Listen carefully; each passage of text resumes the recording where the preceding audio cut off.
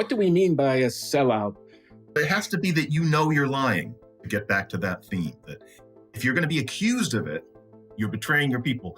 It can't be just that you believe it, but actually it betrays your people. I always thought the idea was that the sellout knows. And maybe it would be somebody who might just kind of turn around and say, it's showtime before the cameras are on or something like that. You know, it wouldn't be openly saying I'm dancing to the white man's tune, but something that indicates they don't really feel it. And I'm not sure I've ever known that they mean it in quotation marks. They think of it as a routine. I don't know that person. Vance has become this right-wing cartoon, you know, who's just carrying the water for Trump. And I'm just very disappointed because I thought he was going to do something, frankly, more intelligent. And he's so bright and so educated that you know that on some level he's aware of it. It's sad to see.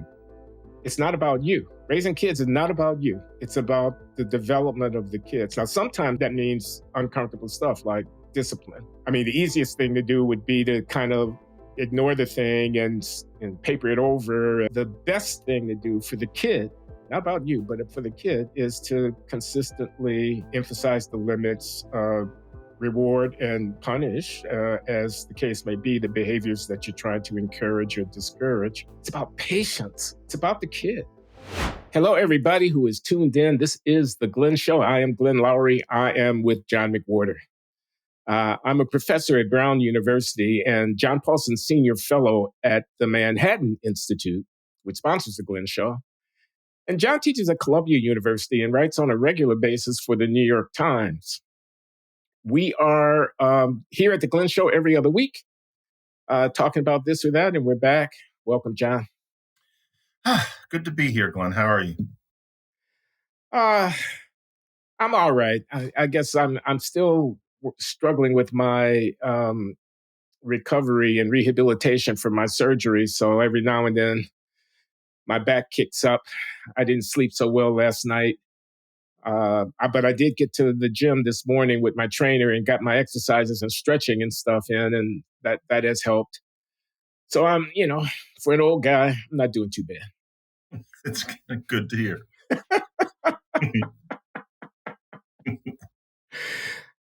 Anybody can look me up at Wikipedia. I was born in 1948. That was a long time ago, but I'm alive and kicking and still enthusiastic about life. So, not everybody can say that.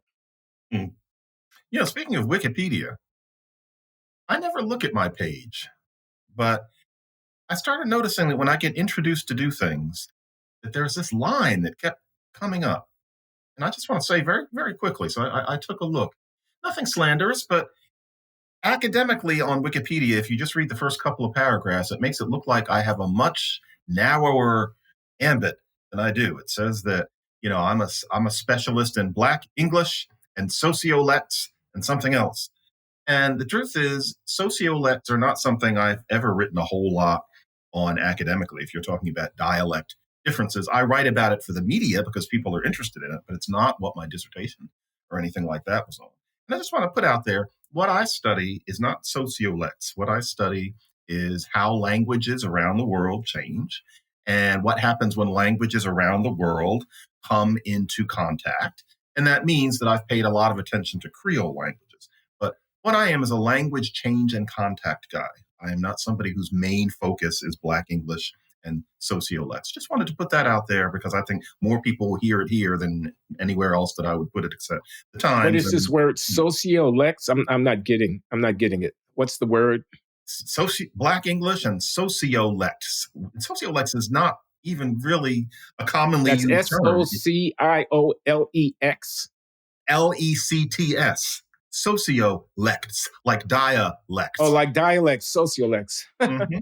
So, okay. No, I just want to make it clear that you're talking about how you're interested in life, etc. My interest in language scatters much more than my Wikipedia entry. I see. So you can edit your Wikipedia page. I'm told. I've never tried to do it, but you can correct that. You can.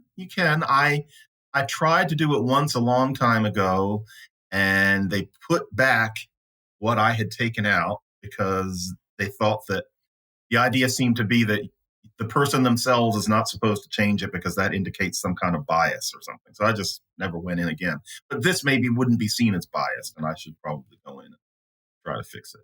Sociolect. No, no. So, yeah, just saying, putting it out there. Well, you saw that somebody queried ChatGPT about Black intellectuals and shared the results of the search with me, and I shared it with my followers at Twitter, and I shared it with you, and was very happy to see that you and I are on the list of historic figures of African American descent who are public intellectuals, up there with Frederick Douglass and W.B. Du Bois and James Baldwin and Ralph Ellison and whatnot. We are actually on that list. So, anybody who wants to see that list can search me at Twitter, and you can find my post to that effect. I was pretty proud of that. I shared that with my grandchildren. I took a look, and I was very pleased too. That tool is bizarre in like what it can gather without being a person. But to see that, that tool, when confronted with the internet, comes up with those rankings, I'll take it. I'll take it. It was also good at some other rankings too. It's funny what it could get about some people that weren't on the list, and we'll just kind of leave it there. But boy, did it seem sentient. I was really impressed. So yeah. So what's new at the Times? What are you writing about these days? What did I do last week? I wrote about J.D. Vance and how he has become something that I was told I was going to be. And I don't like to be all about me, but you compared yourself to J.D. Vance? In a sense that he starts out as somebody who's threading a needle. He's conservative leaning, I think, from the beginning. But his book Hillbilly Elegy is about how there is both structure and there's culture, and the two operate with a kind of synergy that is complex and subtle. That's what Hillbilly Elegy is about. That book sold 400 billion copies. I'm not comparing myself to him in terms of that, but my book, Losing the Race, made that same kind of argument. It wasn't just criticizing the culture. I very much acknowledged structural problems, the existence of racism, et cetera, et cetera. Vance wrote me, I think in 2016, when his book had come out and become a big hit. And he recognized me as somebody who was in a position to understand him. And we had a little bit of email, just a little. But I thought he is on his way to showing the world that you can make the arguments that he's making without selling out, frankly. And back in 2000, especially in the Bay Area, I was public enemy number one for a while. And the idea was that I was writing things like Losing the Race in order to be embraced by the right wing and get rich, making punitive speeches about Black people to white audiences. And I was surprised, but I learned not to be. A lot of people really thought that's what I was trying to do. Well, I think been a quarter century now, and if anybody thinks that I've sold out to the right by writing for the New York Times every week, then we have different conceptions of what selling out is. And so then I was just thinking about Vance lately. And Vance has become this right-wing cartoon, who's just carrying the water for Trump. And I'm just very disappointed because I thought he was going to do something, frankly, more intelligent. And he's so bright and so educated that that on some level he's aware of it. It's sad to see. Okay, let me see if I understand. You and he share that you came to prominent public attention through a book which was in some ways critical of your own folk, but was critical with a sophistication and a kind of nuance that didn't put you at odds with your own folk. But you were tempted in the success of your respective books by a more hard-edged conservative slash I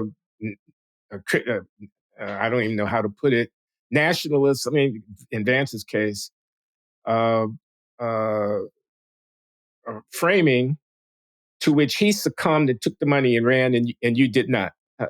I don't want to put words in your mouth, but is that what you're saying? The only thing I wouldn't say is sophisticated. I would say that my take was careful. But yes, frankly, yes. I could be a millionaire many times over if I decided to do what people thought I was aiming for. And I am sincerely not interested. And I've been surprised to watch how transparently Vance has instead decided to take the money or take the fame and run, because the things that he's claiming, such as the business about the eating the cats, such as the idea that the election was stolen in a way that would justify what happened at the Capitol, he doesn't believe those things. He's saying he couldn't. He's too reasonable a person. He's pretending to, because he wants to ride the coattails of et cetera, et cetera. I'm surprised. I didn't know he was. I don't know him. I don't know him. I'm not going to speculate about his motive.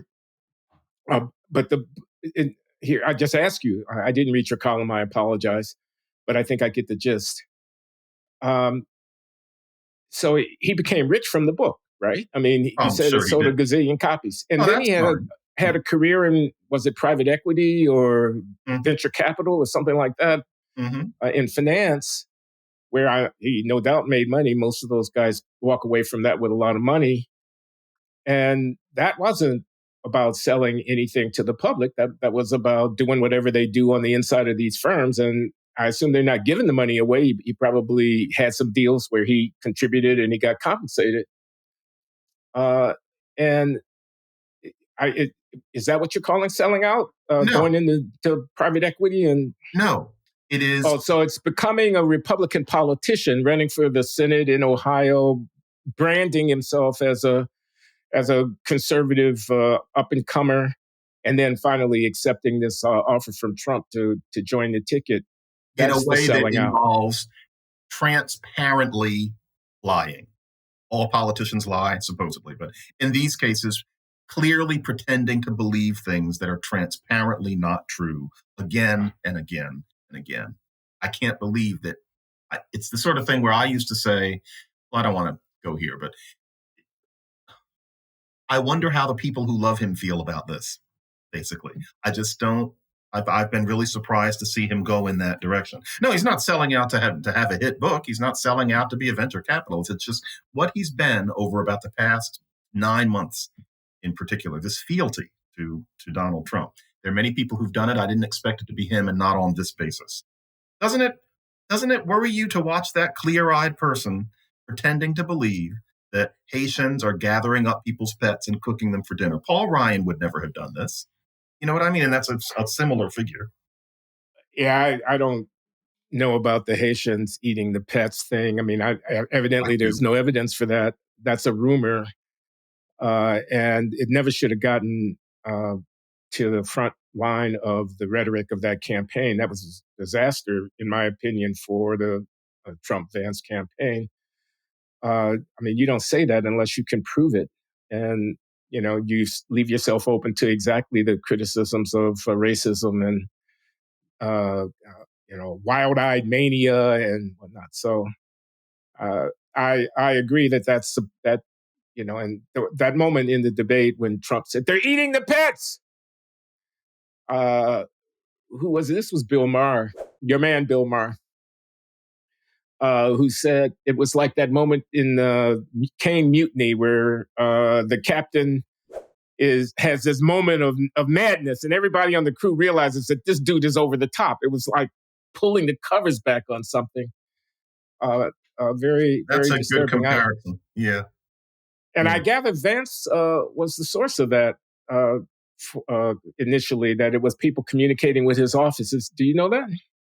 The way I heard it is that, well, it starts with this one person who has retracted. Vance claims that various constituents of his have reported this. I'm not sure what the veracity of that is. Maybe he has been told that. However, he has continued to insist on it when it's been painfully obvious that it isn't true. And he didn't say in the media, I'm going to tell stories. He didn't mean I am lying. He was pretending that it actually was true and that therefore he was going to create media stories. But still, I wrote about that in the piece. It's not that he openly admitted lying, but still, he's obviously lying. He was just digging back on it. And him? the person who wrote Hillbilly Elegy, I would never expect this of. That's what I mean. I don't know about lying. I mean, lying means, that's not true and you say it anyway. Yeah. I mean, who would lie about something like that? Literally lie, make it up. Knowing it's not true. Repeating a rumor is one thing. Is repeating rumor lying? Yeah. Anyway, I don't want to split hairs with you. It was a fuck up, that's for sure. Mm-hmm.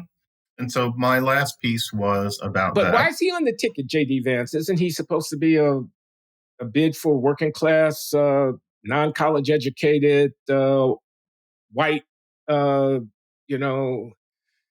quasi-religious, somewhat socially conservative people, the kind of people that Trump thinks that get the Teamsters rank and file to go 2-1 for Trump?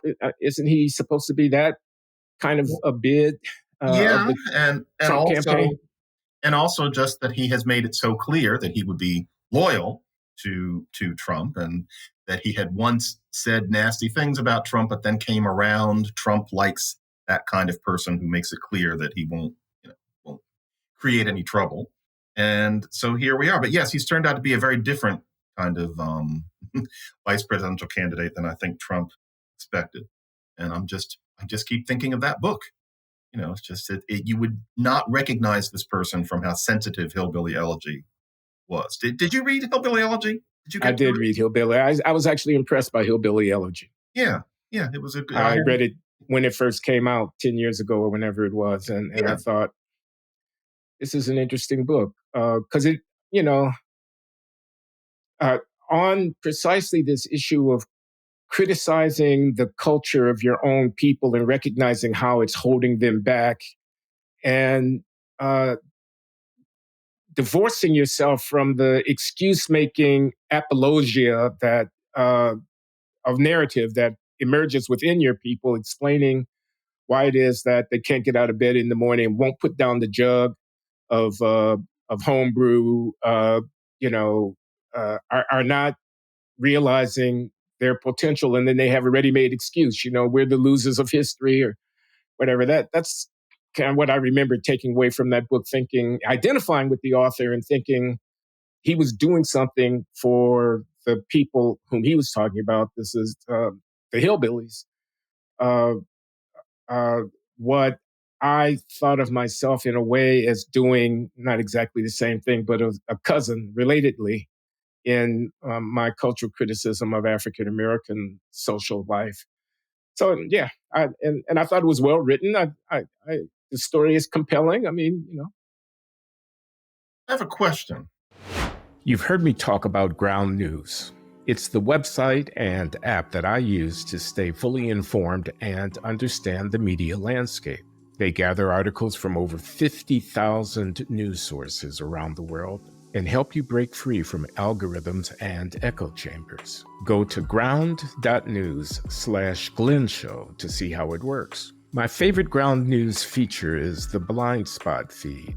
It shows you stories that are disproportionately reported by either the left or the right. It really highlights the disjointed nature of our political discourse today. Here's a story underreported by the left. House GOP launches investigation into Zelensky's Pennsylvania visit. Republicans are arguing that taxpayer dollars are being misused on what they see as a promotional event for the Harris campaign. Meanwhile, here's what's underreported by the right. Trump says Ukraine is dead and dismisses its defense against Russia's invasion. On Ground News, you can see how many news sources covered it, their biased distribution across the left, right, and center, how reliable these sources have been in the past, and who owns them. You can't get this type of news analysis anywhere else. I especially like the 2024 U.S. election page, which enables you to fully compare the candidates on issues on the ballot. With their curated election coverage and blind spots section, you can be sure you're getting every side of every story in this crucial election year. My listeners who subscribe through my link will get 40% off the unlimited access Vantage plan. That's the same plan I use. So go to ground.news/Glenn Show, click the link in the video description, or scan the QR code to get Ground News for just $5 a month. I hope you'll join me in supporting an independent platform trying to bring facts, transparency, and trust back to the news. The idea here, we're talking about sellouts, and it's something that you and I have both been accused of often. And I think both of us have made the case too often and too clearly for any reasonable person to really think that you and I are Uncle Toms. We mean what we're saying. We're not doing this in order to, make money and buy new furniture, etc. But have you ever known, and I mean in our times, not some of these people with three names in the 1850s who helped, there were Black people who actually helped slaves be recaptured, etc. There were such people, not many, but there were. In modern times, have you ever known a Black commentator who you would say was a sellout where, in the green room or something like that, the person kind of openly says, I don't really believe any of this stuff, but I'm going to get mine. And, it gives you a fist bump or something like that. Because I've never met anybody like that. Every quote unquote Black conservative I've known, and they come in all stripes, as you well know, they mean it. They're not kidding. They're not a sellout.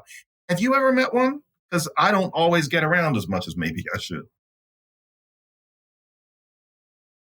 No, is my answer. I've never met anybody who was just blatantly, I'm in this for the fucking money. Mm-hmm. You know what I mean?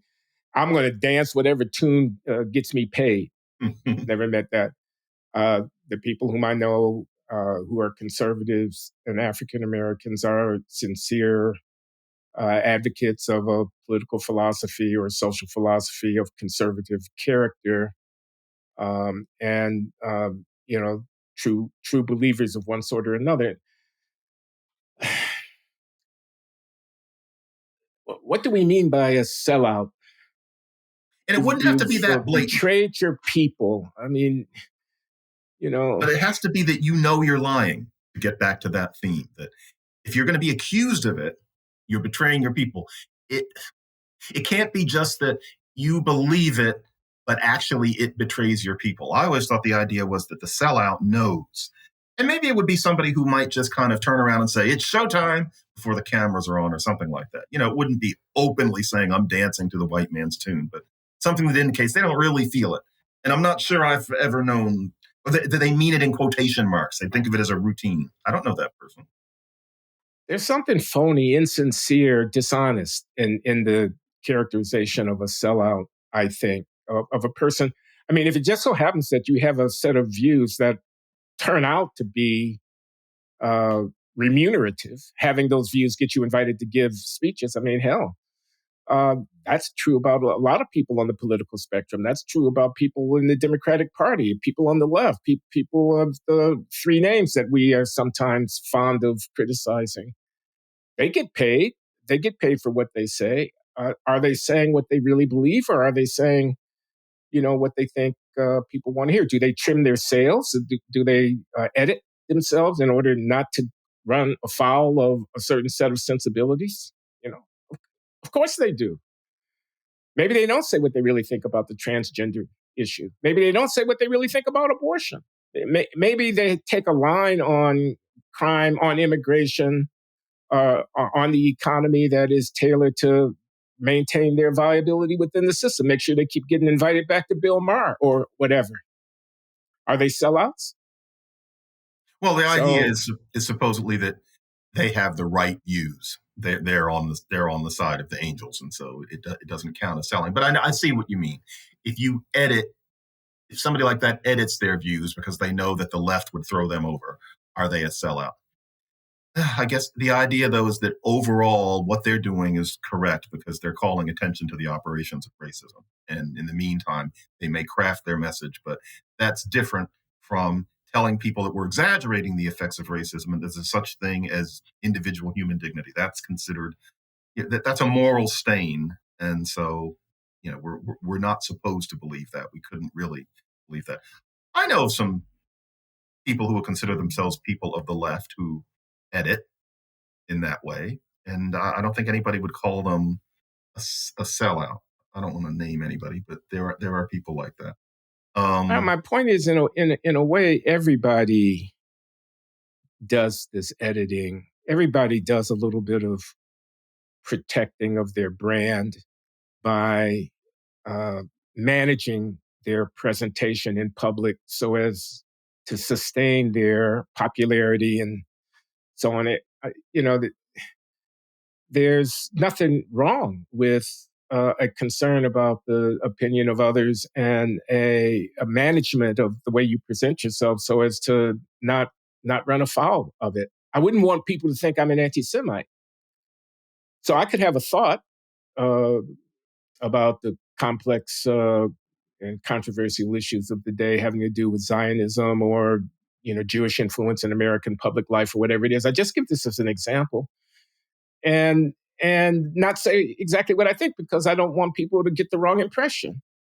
I might be really mad about thuggery in Black communities, but if I want the Black Lives Matter crew to take me seriously, I would be very careful about how it is that I allow that anger to express itself.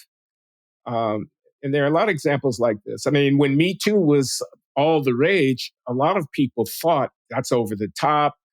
You're going to ruin somebody's life for something they did 30 years ago, whatever. But not that many people were prepared to say all of that out loud. And again, I could continue to produce these examples. I think the Ukrainians are losing that war with Russia, and it was predictable that they were going to lose it all along. He says hypothetically, he's not really, that is Glenn, right now, I'm not expressing my opinion, I'm just giving that as an example, because if I thought that, I'd be very, very loath to say so in public, because I don't want anybody to think I'm Putin's puppet, and I could go on and on and on. Mm-hmm. So we're all sellouts in the sense that we all edit how we present what we say to maintain our viability in one social setting or another. Mm-hmm. I think many people's response, though, would be that in actual usage, the term refers to, do you believe that we need to stop thinking so very much about structural racism, societal racism, institutional racism, and move on to a different way of looking at things because a lot of time has passed? That's considered a really evil message among some. And the idea among many seems to be that if you're Black, you couldn't possibly really believe that. And so if you're putting forth that kind of message, it must be because certain whites like to hear it and will pay you for it. When I think the truth is you might genuinely believe that and not out of naivete. You might actually make arguments that hold up. But there's the confusion. And I've just noticed I've never, yes, Clarence Thomas is included here. Armstrong Williams, Larry Elder, I know he's technically a libertarian, Thomas Sowell, all those people. I've never met one who seemed to be putting on an act. And I just think it's interesting that, social media, sometimes you still find, people like us called that, not to mention the others. Thomas Chatterton Williams, sellout. No, never met that person. Coleman Hughes is not a sellout. He's intelligent. It's just one of those things. Yeah. Have you met one by any chance? If you really look back? Well, Ward Connerly, he was not a sellout. I mean, these people that you're naming, like Larry Elder, Armstrong Williams, Walter Williams, the late Walter Williams, Thomas Sowell, still with us, the great economist. These are serious people. They're conservatives, and by the way, they happen to be Black. The idea of sellout is, in this case, in the case of people who comment on race issues, seems to be grounded in a presumption that the identity of the person has with it some kind of moral imperative that they take a certain intellectual/political position. And when they don't, when they violate the expectation that they're going to be, freedom fighters in the spirit of the revolutionary, whatever, instead they end up being conservative. They like capitalism. They think America's a great nation. they like the family, they're religious, and they're overt about it, and so on like that. They somehow are taken to be disloyal to the group, and I think that's the root of the claim that they've sold out. They have instead of doing the dignified, honorable thing, which is holding up a banner, they've gone over to the quote the other side, close quote. And I think that entire argument is wrong.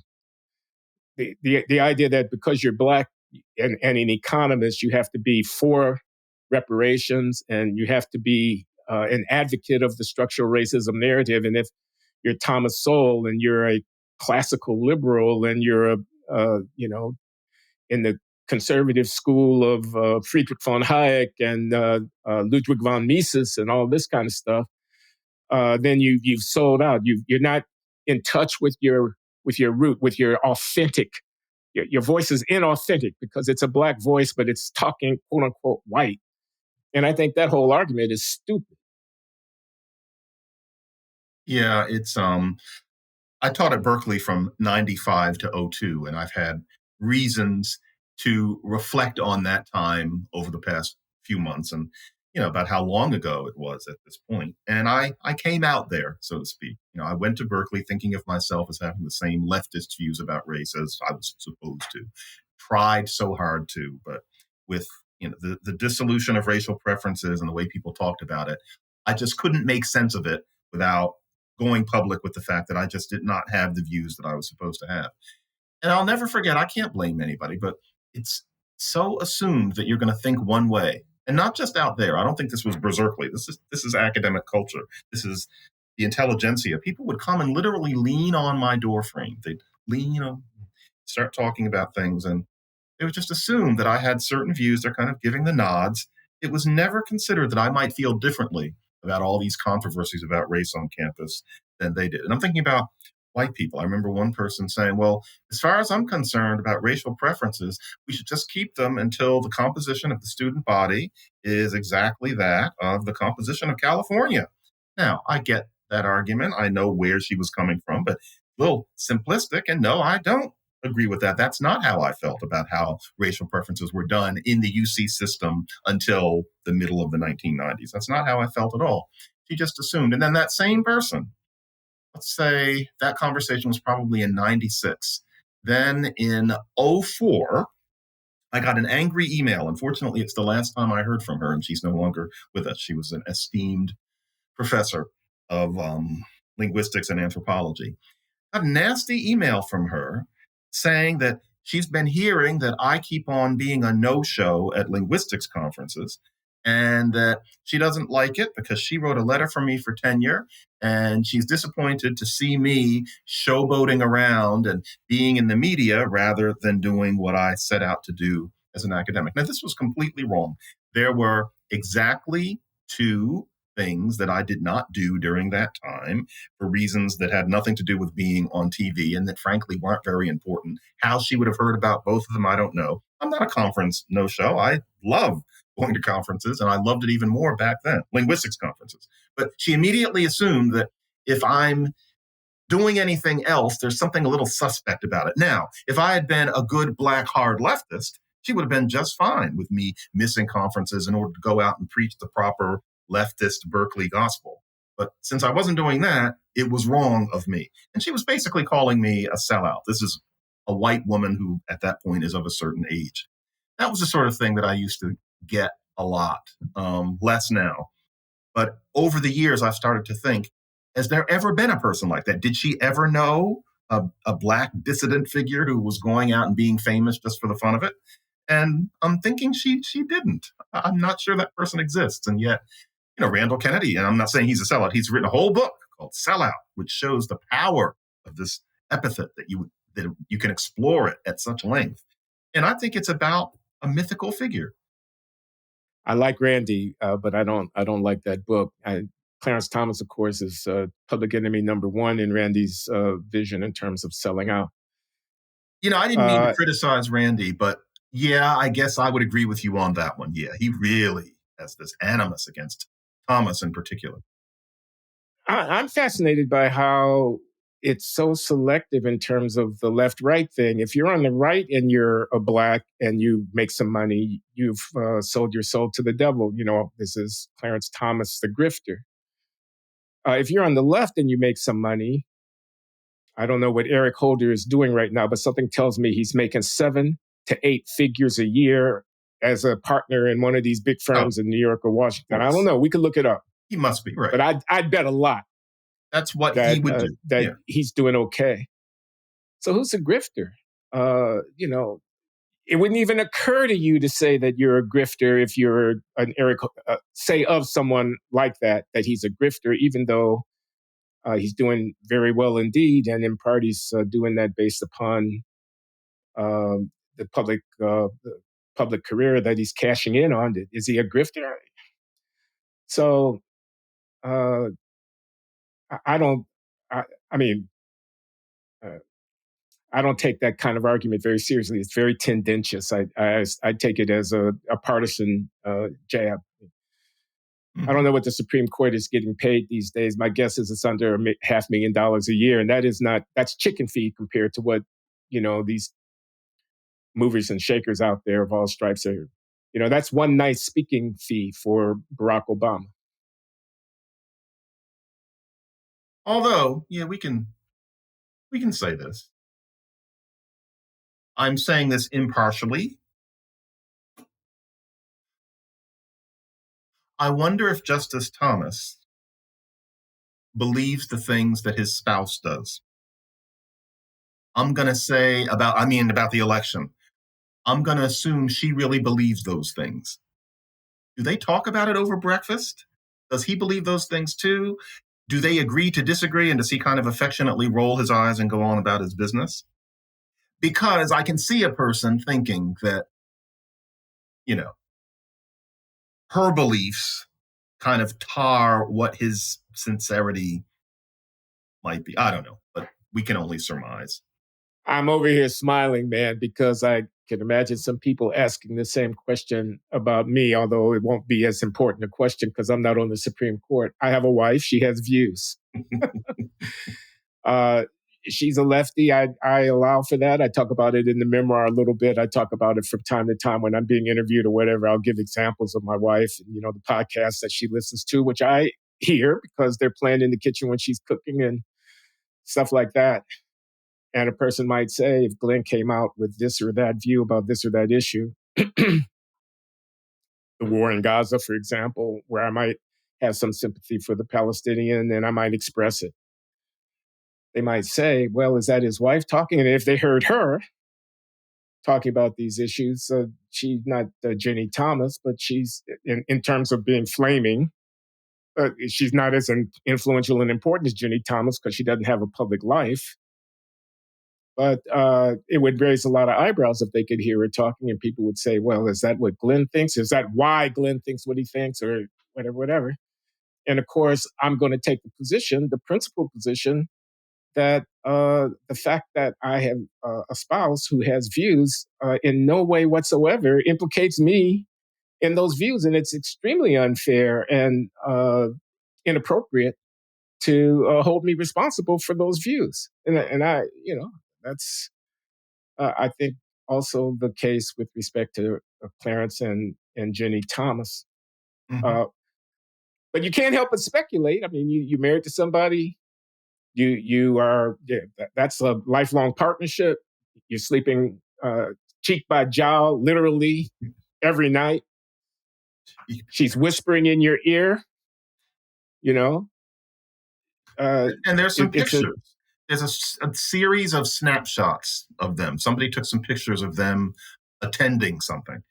And they're very good pictures because they're like 10 in a sequence. You see them often all over the place. She's on the right, he's on the left. And you can see that they're a couple. And she's making some kind of sarcastic point. She has this ironic look on her face, like they're having a real conversation. It's probably about how stupid the left is. That's the guess that I make from it. And Clarence Thomas is sitting there smiling. They look like intimates. And that series has often made me think, how does that go at home? So it's just... It should be said here, though, there's another dimension to the argument, and I can hear Justice Thomas making it, frankly. I'm a judge, he would say. Yeah, I have views. Yeah, my wife has views, and yes, some of those views we hold in common. After all, we are married. But I'm a judge. When I render a decision and I make a judgment, I base that on the law, not on my views. Mhm. So the whole speculation that my exercise of my judicial prerogative is tainted somehow by my wife's views has two erroneous presumptions. One is I share the views that she has because she has them, I have them. And secondly, if I did have them, they would color how it is I decided this case, both of which are inaccurate, he could argue. Mhm. By the way, sidebar, I've been meaning to bring this up. You know how we decided we're going to have our book club and we're going to read the John Lewis biography? Yeah. I have another one in case we share this in common, and maybe it's just me. There's a joke, I think, in one of David Lodge's novels where there's this professor of English who's never seen or read Hamlet.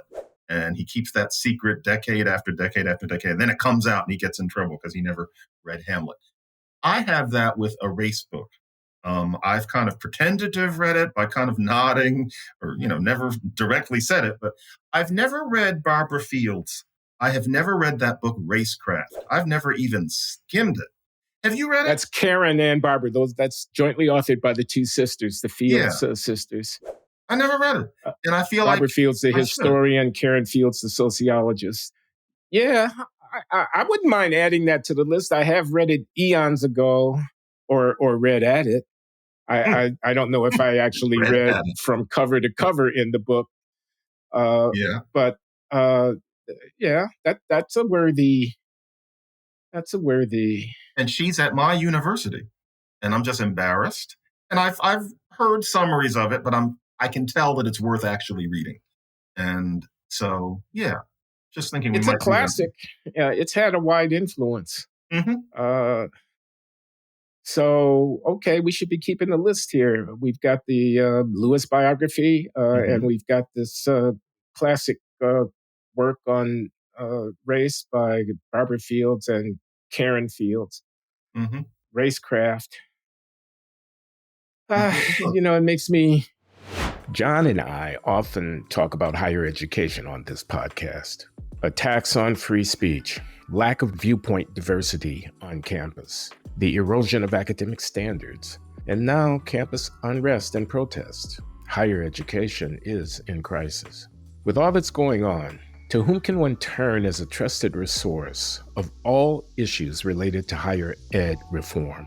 The American Council of Trustees and Alumni is one source we want to strongly recommend as a credible and respected voice on all these issues. We're pleased to have ACTA supporting this episode.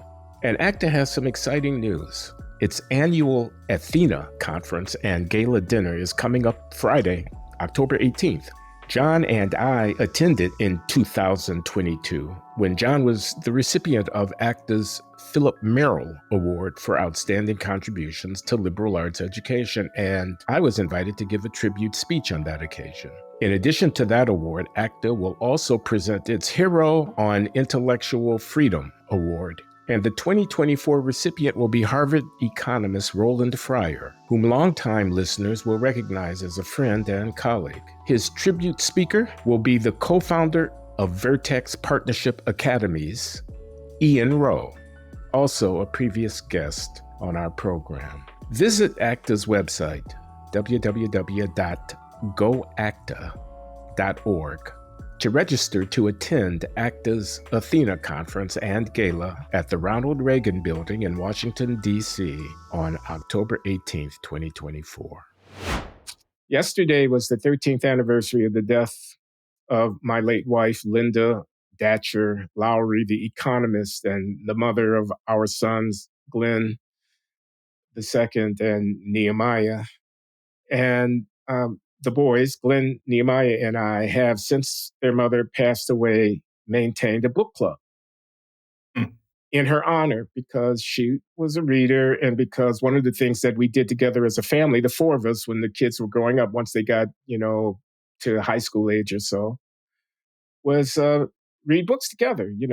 We'd give ourselves a month And we take a Sunday afternoon and we, have a nice little dinner and discuss whatever the book of that month, or usually it would be 2 months if it's, everyone will have read it, and we'll come to the table and we'll talk about Like it. what kind of books? All kinds of books. I mean, some of them were fiction. Some of them were, the kids were reading the Narnia series or the, whatever. But some of them were nonfiction books about history and social life and stuff like that. I frankly can't remember from 20 years ago what books we were reading, but we were reading. And the boys and I are reading. And the most recent one that James is our book of the month this month, the Percival Everett book recommended by my son Nehemiah, which I've read and which I admire greatly. I've mentioned that here.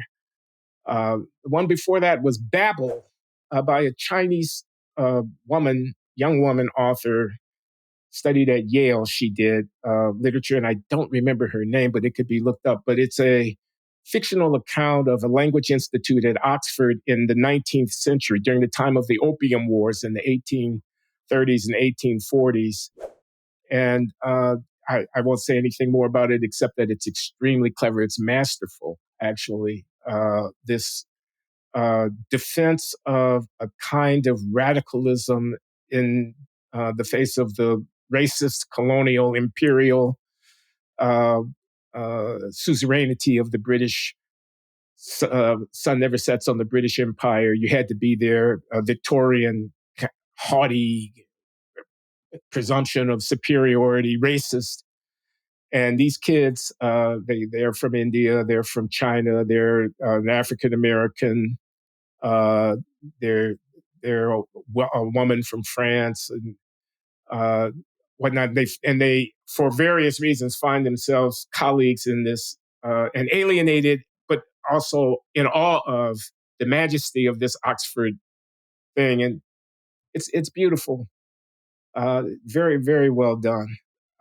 But anyway, I'm rambling. I basically wanted to just remember my late wife, Linda, with whom I did share a lot of views, but she, of course, was not as conservative as me.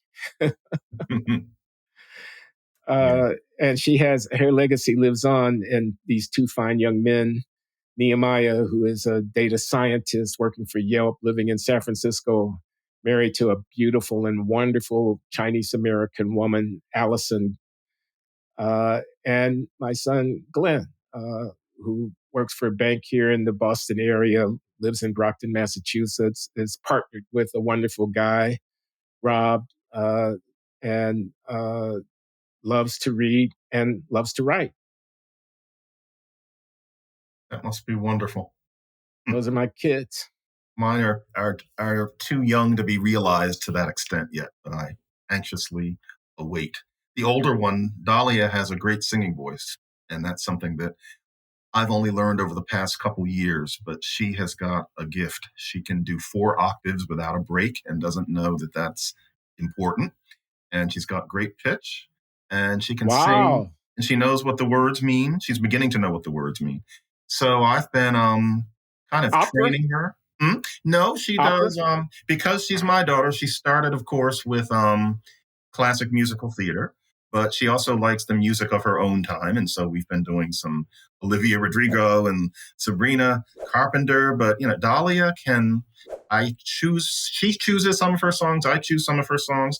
For those of you who know your Sondheim, Another 100 People, Dahlia can belt that one back to the wall. It's a really challenging song, and we have a good time with it. And then she can also croon like a 40s songbird. There's an Ella in my house. Oh, it's a lot of fun. John. So I know that's got to warm your heart. It really does. Now, we started out talking about J.D. Vance. I have to ask you this. Who's right, J.D. Vance or Bill Maher about kids? J.D. says people should have kids. Bill Maher says, in so many words, I ain't having no goddamn kids. They're a nuisance. Fuck them. That's what he says.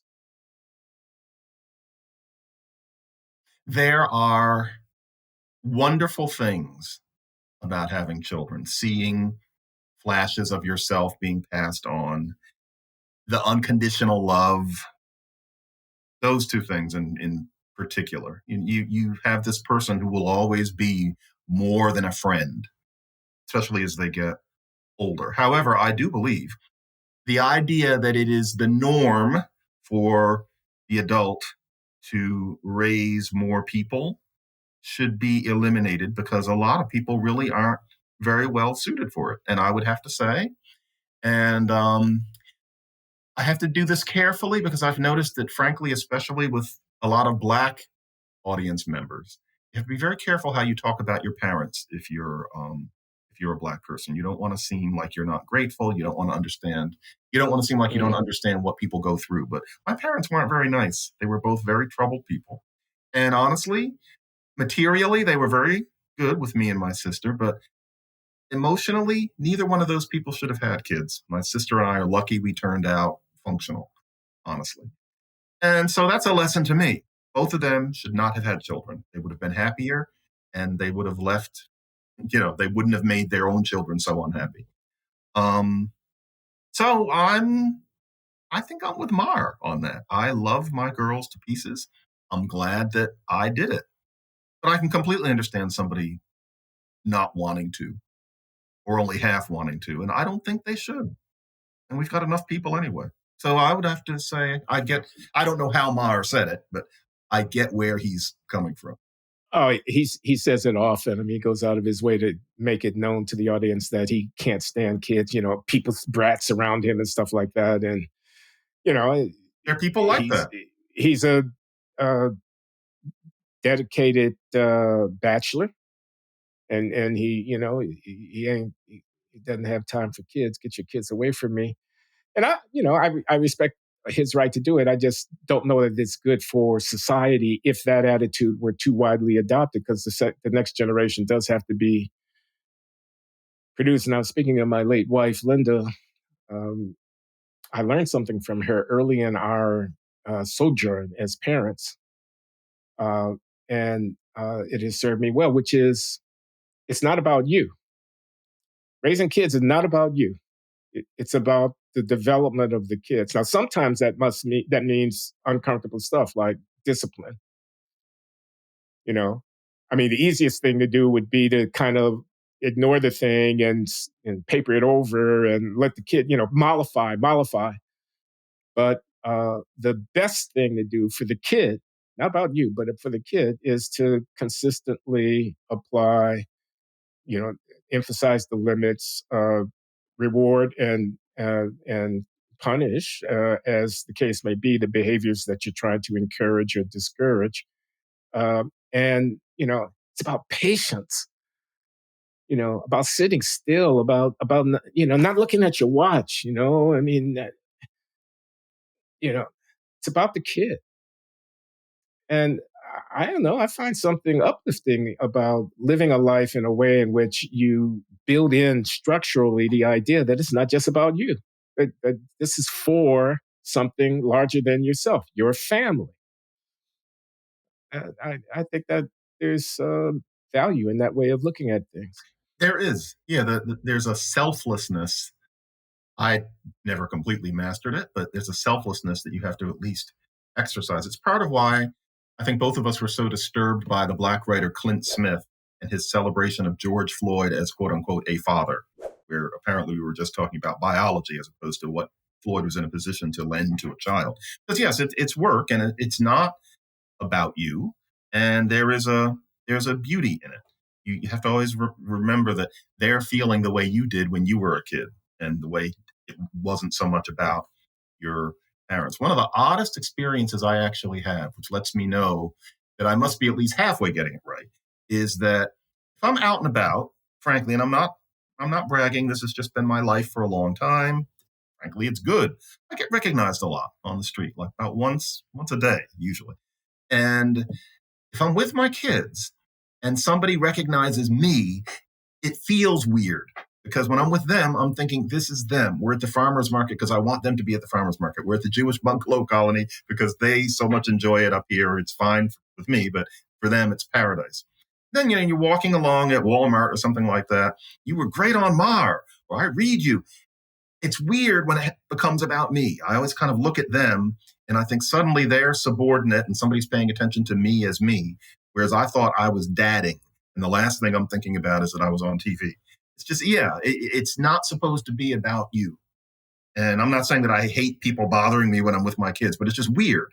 I kind of always point to them because I wasn't thinking about me. Yeah, that's a lot of what it is. And you learn to enjoy that almost. You're in their heads. Yeah, it's a lot of people who don't have kids, I think, might reconsider if they could have that for a couple days. But then there are people like Mar and other people where they should just do what they do.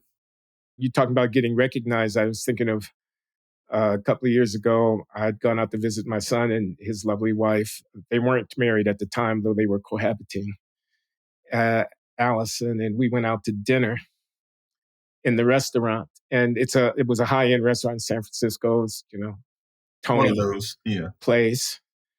And suddenly a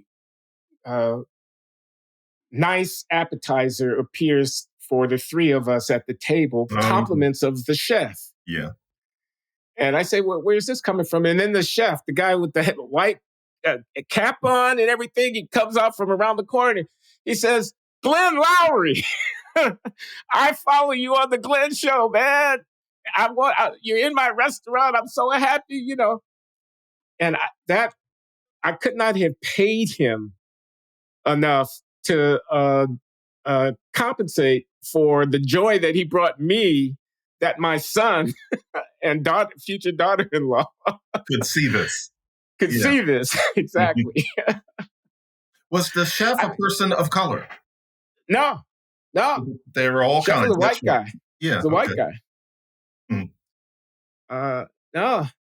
I would say that I get recognized for this more than anything else, actually. Yeah, me too. Yeah. No, that I was in Utah last week, giving a lecture at Weber State University in Ogden, Utah, staying in Salt Lake City. It's about a 45-minute drive to Ogden from Salt Lake City, and Ogden doesn't have any good hotels, so I was staying in Salt Lake City. And walking through the lobby, someone said, "You're Glenn Loury." And I said, "Yeah, I am." So, we really admire you and John McWhorter at the Glenn Show. I hear y'all get the Glenn Show out here in Utah. Yeah. So thank you everybody out there in YouTube land who watches the Glenn Show. We appreciate it, and we appreciate your support. Definitely. Got anything else, John? No, because to tell the truth, this could go out to the world. Monday is the day that I write the Times piece, and I've been busy this morning, so I haven't come up with a topic. So I need to go take a walk and decide what I'm going to write about, and that's preying on my mind. So we'll see. And I'm not going to write about sellouts, so it has to be about something else. Wow, John! Every week you are literally performing without a net. Mm-hmm. You wake up on Monday, you know that by the end of the day, you have got to have your copy into the Times, and you don't know what it's going to be. I appreciate you taking time out. I'd be so anxious about that I wouldn't have time to do I'd be counting every minute. Oh, and you've got confidence in yourself. I suppose, but also I don't want to exaggerate. The real schedule is that I'm supposed to make a pitch late Sunday afternoon, and then I can have the copy in early Tuesday morning if needed. And the truth is, I almost never make the pitch Sunday because I'm with my kids and I have other things to think about. So usually I end up doing it Monday morning, but that's me. I should have done it the night before. And then, like, for example, today I'm going to have something halfway written by sunset, and I'm almost sure I'm going to tell them I'm going to do the rest of this early tomorrow morning. So I've got the better part of 48 hours, but still, every week it's a job. I can see why this is a full-time job for some people. I used to not understand how you could just be a columnist. Now I get it. I can see how this could be the only thing that you do. But this is unusually late. Usually by the time we would be recording this on a Monday, I would know. So I got to think of something. So we're getting a look behind the curtain here at the process. Do you do your own research? Mm-hmm. And do they have people that you can say, if your pitch is X, whatever X is, and then somebody says, I'll have a, 2-pager on your desk with some, facts or references or something? I think they expected me to hire a person to do that. But the truth Mhm. is, and also the fact checkers are amazing. So they can kind of do that. And I can kind of leave a hole in it sometimes. But I'm not bragging. It's a little neurotic. I'm a one-man show. I don't want to do it with somebody else. It's in my head. It's going to come out of my head. If it's about the research, I want to do it because, frankly, that'll probably take less time than directing someone else to do it. And so, yeah, I make it hard on myself. And I also don't have spare ones. I think a lot of people who do columns write ones for nothing that they have it for a time like this.